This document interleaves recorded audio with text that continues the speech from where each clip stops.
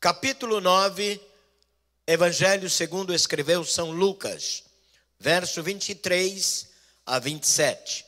Capítulo 9, Evangelho segundo escreveu o nosso querido São Lucas, versos de número 23 a 27. Dizia a todos, repito, dizia a todos: se alguém quer vir após mim, a si mesmo se negue, dia e dia. Tome a sua cruz e siga-me. Pois quem quiser salvar a sua vida, perdê-la-á. E quem perder a vida por minha causa, esse a salvará. Que proveita ao homem ganhar o mundo inteiro, se vier perder, ou se causar dano a si mesmo?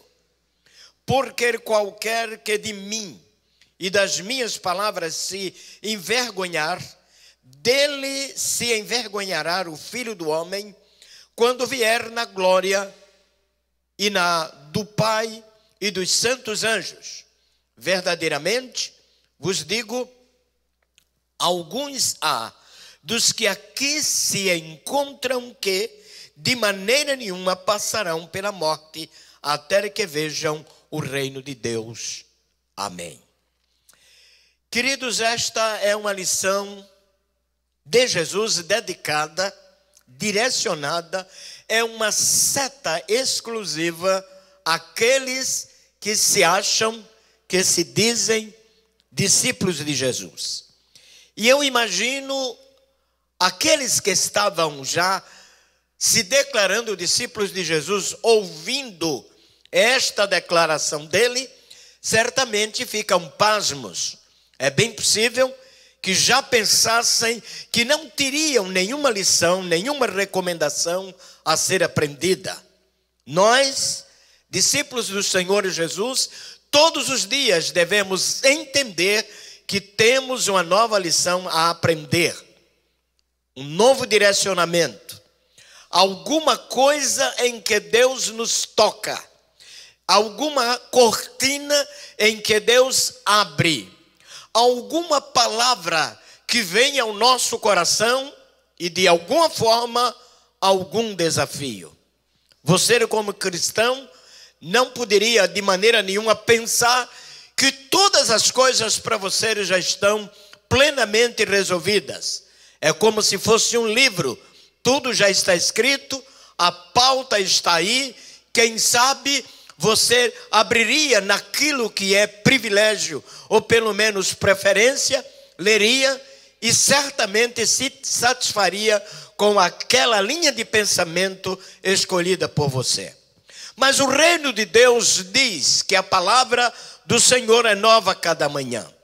Quando aquela gente que acompanhava Jesus certamente pensava que tudo já estava à mercê deles, imaginemos, pois, que surpreendentemente o Senhor lhes diz que se alguém, na verdade, quer segui-lo, quer ser seu discípulo, deve de alguma maneira fazer uma introspecção cada dia.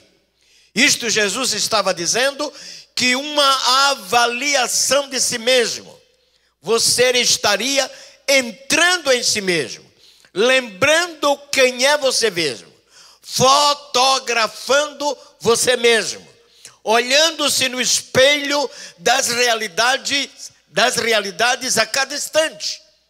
E de alguma maneira passando a enxergar que as lições do reino de Deus, novas cada manhã, elas lhe incluem, você pertence a elas, e se é discípulo, não poderia absolutamente fugir da sua realidade. Mas vamos pensar agora no que Jesus disse. Se alguém quer vir após mim, olhe bem o que é que ele está dizendo. Tem uma multidão ali o assistindo. E ele passa então a dizer: se alguém quer vir após mim. É possível que alguém ignora de imediato o que Jesus está dizendo, porque eles já estavam ali. Para onde iriam mais? Ouvir mais o quê? Ele está dizendo que vir a ele não era estar ali, não era ser assistente dos seus sermões, não era andar quilômetros para ouvi-lo, não era querer ver os milagres que ele operava. Jesus não estava falando isto.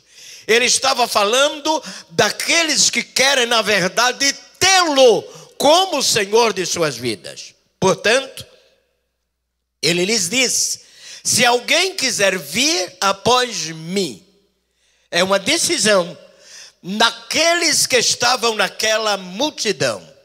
Certamente, alguns estariam saindo, alguns estariam logo se distanciando, quem sabe até enxergariam agora as regras para seguir o reino de Deus e se achariam completamente longe disto, desvinculados desta realidade.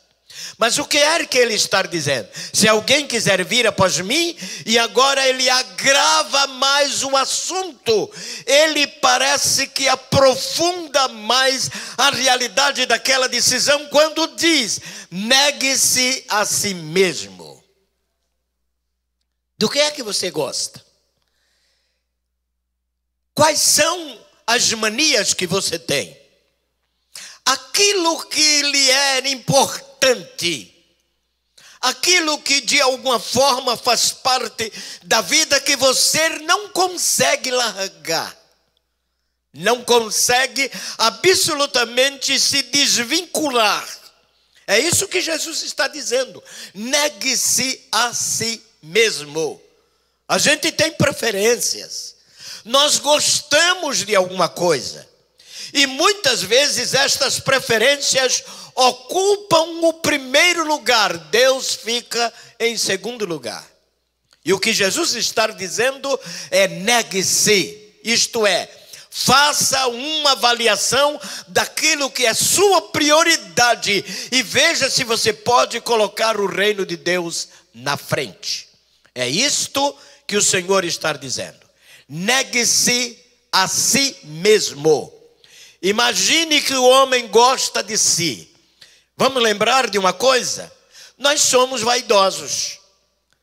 Daí a razão, as roupas que compramos, o espelho que está na nossa frente, o perfume que usamos, às vezes o carro que compramos, a casa, um bocado de coisas que estão na nossa agenda, estas coisas da nossa preferência, elas muitas vezes estão em primeiro lugar. Nós às vezes dizemos que amamos a Deus, mas quando se coloca estes elementos como funcionais, muitas vezes a gente descobre que não é Deus que amamos em primeiro lugar. Tome sua cruz, é a segunda coisa. Parece até que Jesus está cada vez mais mergulhando no interior da mente daquela gente. E é claro que hoje, você que está sentado aí no seu sofá, você que está me vendo aí no seu carro, na sua TV, em qualquer lugar, imagine que o Senhor está dizendo: se alguém quiser vir, você que está aí, quem sabe até um desejo tremendo de vir a Deus, mas há algumas blindagens, algumas coisas que estão na sua frente que lhe paralisam e de alguma maneira lhe dizem: por que você deixar-me-ia para seguir a Cristo nesta hora? É uma decisão sua. Por que decisão? Porque você tem suas preferências, você tem sua liberdade. Você não era um boneco em que Deus usaria um botão e estaria te levando para aqui e para acolá, sem deixar você, na verdade, ter escolhas e preferências. Mas faça uma avaliação. O que é melhor para você? É o reino de Deus ou é você mesmo? Porque o reino de Deus ou você mesmo Você é a sua preferência, você é sua escolha, você é seus gostos, você é tudo aquilo que na realidade você faz, você desenvolve. Mas o reino de Deus é outra coisa. É na verdade uma decisão em que a soberania de Deus agora é acatada por você. Aí você diz: pastor, o senhor acabou de dizer a soberania de Deus. Sim, a soberania de Deus não anula você. O teu querer, a maneira de você pensar, daí que você está distante. Daí a razão que você ainda ama o mundo. Daí a razão que você tem escolhas e preferências. A prova de que Deus não te anulou é que Ele deixou você pensar. Mas por outro lado, quando Deus nos deixa pensar, Ele também nos dá a oportunidade de fazer a melhor escolha. Portanto, Jesus disse: se alguém quiser, Ele não está ditatorialmente colocando uma corda no pescoço de ninguém e puxando. Ele está dizendo: se alguém quer vir após mim. Olha aí a liberdade que você tem. E eu pergunto: até quando o mundo te será útil? Até quando o mundo será bom para você? Porque nós estamos assistindo cada vez mais o mundo piorando. Olha aí a política como está. Olha aí, queridos, esta pandemia sacudindo o mundo e o povo amedrontado. Nós estamos vivendo mascarados como se fôssemos, na verdade, meliantes. A realidade é que o reino de Deus, nesta majestosa glória, na pessoa gloriosa de Jesus, diz: você quer vir após mim? Você teria de fato esta escolha e alcançaria o reino de Deus pela liberdade que você tem, ou você preferiria simplesmente morrer de velho e não alcançar o reino, nem o alcance dourado celeste, e eternamente está perdido? Olha, querido, o que a Bíblia está dizendo. Não fuja da realidade da grande bênção da mão de Deus a teu favor. Venha após mim. É isto que Jesus diz: se alguém quiser vir após mim, negue-se a si mesmo. Negar-se a si mesmo não é você deixar de ser o que é, você deixar de ser quem é. Você pode deixar de ser o que é, o que está fazendo. Você pode deixar de dar preferência ao mal. Você pode deixar exatamente de que o pecado não seja o teu prazer. Você tem possibilidade para isto.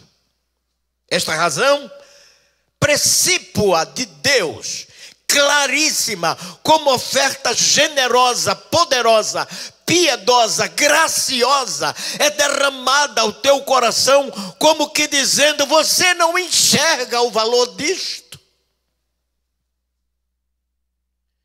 Esse texto transfere-me simplesmente a uma ação poderosa do Senhor Jesus, como que Ele abrisse as cortinas dos céus e diz: olha o outro lado. Mas Ele diz uma coisa interessante, é que enquanto você ama o mundo, enquanto você tem preferência, você esqueceu que tem uma coisa enorme que você prova todos os dias, que ainda não se convenceu que ela na verdade está sobre você, que é a tua cruz. Jesus disse assim: tome cada dia a sua cruz, a sua. Eu já tomei a minha. E cada dia tenho que tomá-la. Ele está perto de mim, estar comigo. A cruz de Jesus durou poucas horas. A minha está durando dezenas de anos. Eu já completei 70 anos anos e carrego a minha cruz durante muito tempo. Querido, desperte, abra os olhos e veja de que maneira Deus está falando com você nesta noite.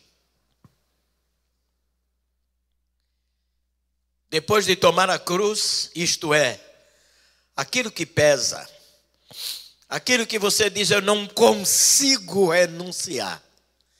Eu não consigo de maneira nenhuma me distanciar daquilo que eu gosto, daquilo que é a minha preferência. Essa é a minha cruz, eu não consigo.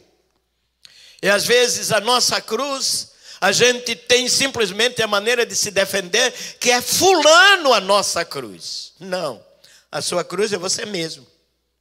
Porque você muitas vezes deixa de amar, tendo a oportunidade de amar. Deixa de falar a verdade, tendo a oportunidade de falar.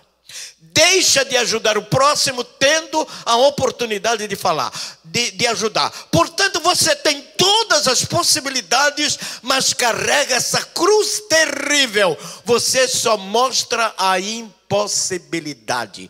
Você só enxerga a impossibilidade, mas a tua impossibilidade é exatamente aquilo que está a teu favor. Você já prestou atenção a isto? Eu não consigo, é o que está a seu favor. Eu não amaria fulano de tal, é porque isso está a teu favor. Eu não caminharia com fulano de tal, é porque isso está a teu favor. Toma essa cruz, coloca longe de ti. Agora Jesus diz, e segue-me. Quando a cruz é abandonada, quando a cruz é retirada das nossas vidas, agora há um alívio, você pode estar completamente livre. As cadeias, as prisões que manietavam você, agora caíram, você é livre para a glória e honra de Deus. Sendo assim, entenda que a razão principal do reino de Deus é fazer com que você seja abençoado. A cruz dos homens é a dor da sua alma. A cruz dos homens é o inferno que invade o seu ser.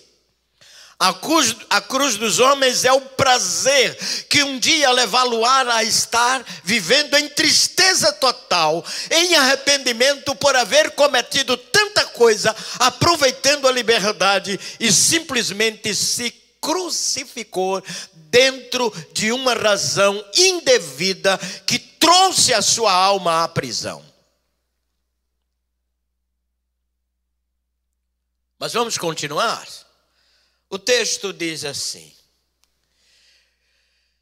quem quiser salvar a sua vida, perdê-la-á. O que Jesus estava falando, aquela gente de imediato não entendeu, porque Jesus não estava dizendo quem salvar a sua vida, perdê-la-á e ficaria nisto. Ele estava dizendo que às vezes as nossas reservas para a salvação não condizem com aquilo que Deus criou, que Deus determinou, que Deus separou, que Deus estabeleceu para a nossa salvação. Nós queremos nos salvar por nossos méritos e a Bíblia garante: ninguém se salvará pelos seus próprios méritos. Você sabe por quê? Ninguém se salvará pelos seus méritos, porque esta salvação anularia o sacrifício de Cristo. E isto é impossível. Ninguém se salva pelos seus méritos, porque isto poderia qualificar o homem como sendo aquele que construiria dentro de si a sua própria salvação. E é impossível. Queridos, existe um Salvador. E este Salvador se chama Jesus. O Salvador do homem nunca será o próprio homem. Nem nunca será nenhum dos deuses que os homens adoram. Por fim, quem quiser salvar a sua vida, perdê-la-á. Agora você imagine perder a vida. Você já imaginou naquela expressão: eu lutei pela vida e findei simplesmente caindo num buraco? lutei pela vida e não adquiri nada. Se você luta pela vida e não adquire nada, a pior de todas as coisas é você não lutar pela sua salvação. Porque quando você não luta pela salvação, você está perdido. Pense nisto. Nós estamos aqui agredindo você, estamos dizendo o que a palavra do Senhor Jesus está dizendo.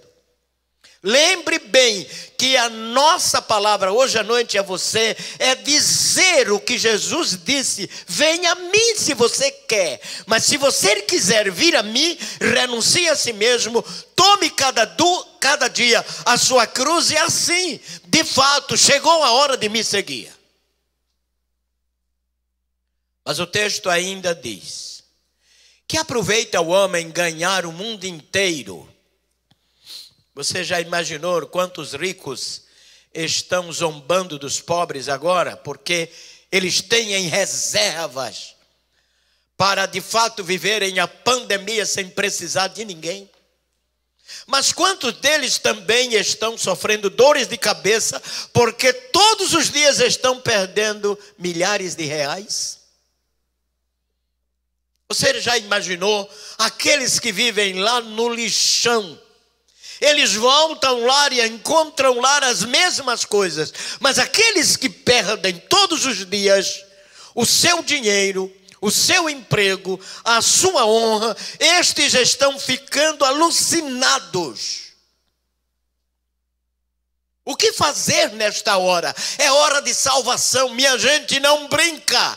Jesus está voltando e se nós na verdade quisermos salvar a nossa vida simplesmente pelo recurso, pela religiosidade e por tantas outras opções inéquas, estaremos de fato perdidos.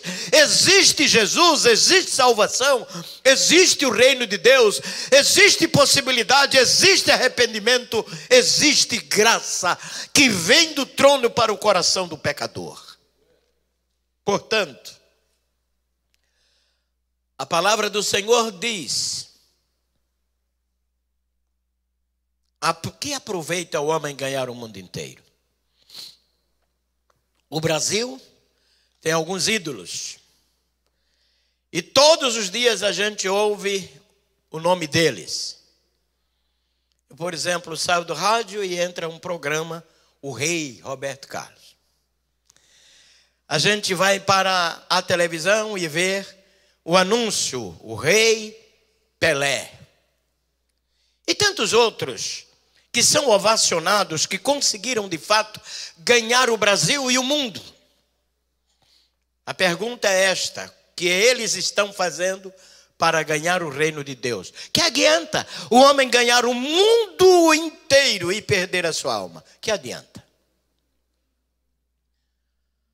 A alma é a única coisa que a gente tem, minha gente. Perdeu a alma, perdeu tudo. Porque quando a morte processa a nossa separação aqui, vem o juízo de Deus. Mas o que é que o texto diz? Que adianta o homem ganhar o mundo inteiro se vier perder a sua alma? Que adianta? Mas o texto diz assim: porque qualquer que de mim e das minhas palavras se envergonhar, dele se envergonhará o Filho do Homem. E o texto de Mateus diz: envergonhará o meu Pai. Você imagine que a palavra aqui, se envergonhar, para o homem tem um sentido e para Deus tem outro. Se envergonhar é dizer assim: esse negócio não é para mim, eu sou lá de cima.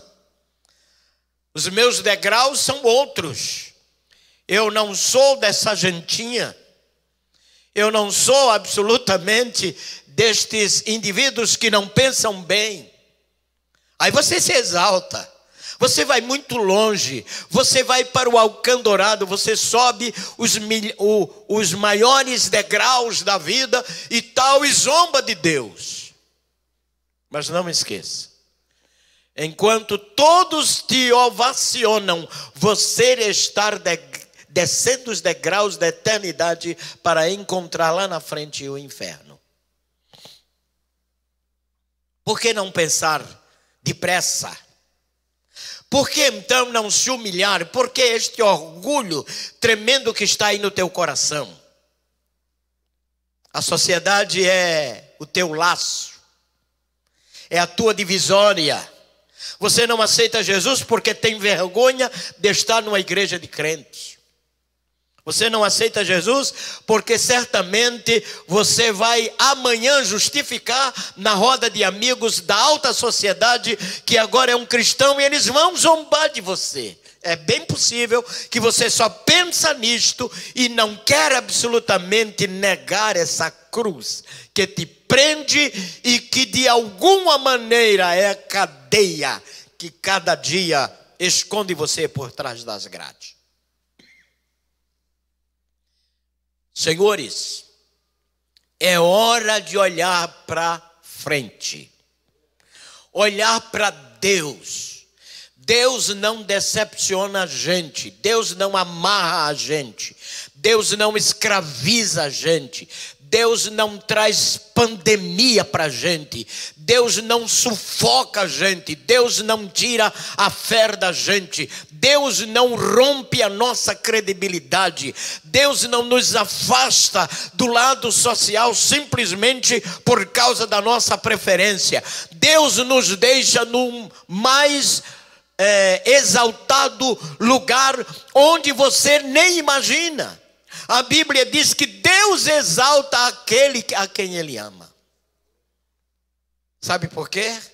Porque aqui no mundo os exaltados, lá na eternidade, estarão vivendo eternamente em humilhação. Termino, senhores, lembrando o que Jesus disse: verdadeiramente vos digo, alguns hoje há, dos que aqui estão, que encontram que de maneira nenhuma passarão pela morte. Jesus estava ali falando com alguns que entenderiam esta chamada.